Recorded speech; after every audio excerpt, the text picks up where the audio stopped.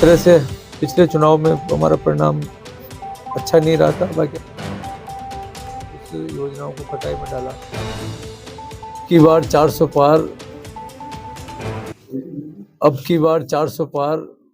और जिस तरह से मोदी परिवार के सब मिलके 140 करोड़ जनता चाहती है कि दोबारा डबल इंजन की सरकार बने, क्योंकि राजस्थान में हमारी सरकार बन चुकी है, तो वापस दोबारा केंद्र सरकार के अंदर मोदी जी को पूर्ण बहुमत कैसे मिले, 400 सीटें कैसे आए, और जो देश जिस गति के साथ दौड़ रहा है वो गति डबल कैसे हो, ये सारी चीजें आज हमारे कार्यकर्ताओं के बीच में बैठ के हम चर्चा कर रहे हैं।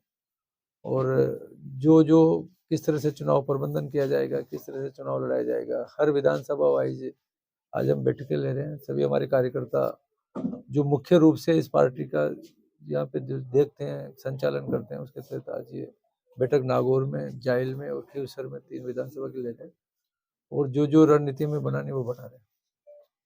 पहले आपने कुचामन में बैठक ली, नागौर में क्या देखा? पहले कुचामन में बैठक में हमने जिला स्तर की बैठक ली थी, जिसमें सभी कार्यकर्ताओं के बैठ के जो हमारा कमल का फूल का प्रत्याशी कौन आएगा, पार्टी ने हमें प्रत्याशी भेज दिया है।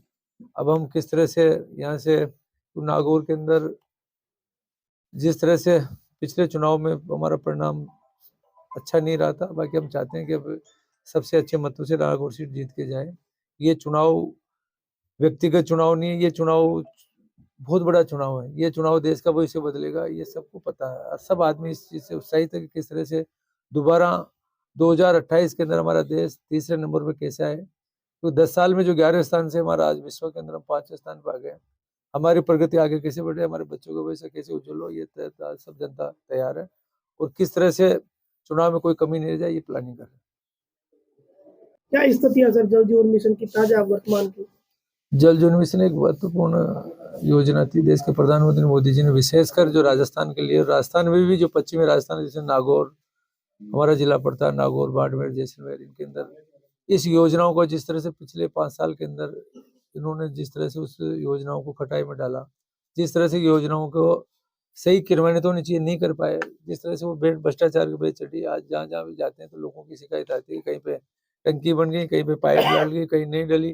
पूरी योजनाएं जिनको 2024 मार्च में कंप्लीट होना चाहिए था, आज हम भारत में हम 33वें स्थान पर आखिरी पायदान पर खड़े हैं। तो ये बहुत बड़ा देवतुल्य हमारे राजस्थान की जनता से कहना चाहता हूँ कि आने वाले 2 साल में, क्योंकि हमें सैद्धांतिक सहमति हमारे देश के प्रधानमंत्री मोदी जी ने दी है कि इसको राजस्थान की परिस्थिति देखते हुए इसको आगे बढ़ाने का उन्होंने निर्णय लिया है। इस योजनाओं को जो भी कमी खामी है, जो भी भ्रष्टाचार हुआ, उसको दूर करते हुए, जो कमी है उसको पूर्ति करते हुए इसको जनता तक पानी पहुंचाने का काम करें।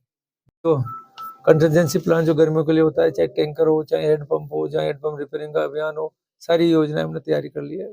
हम किसी भी कीमत में राजस्थान की जनता को गर्मी के अंदर पैसा नहीं मरने देंगे।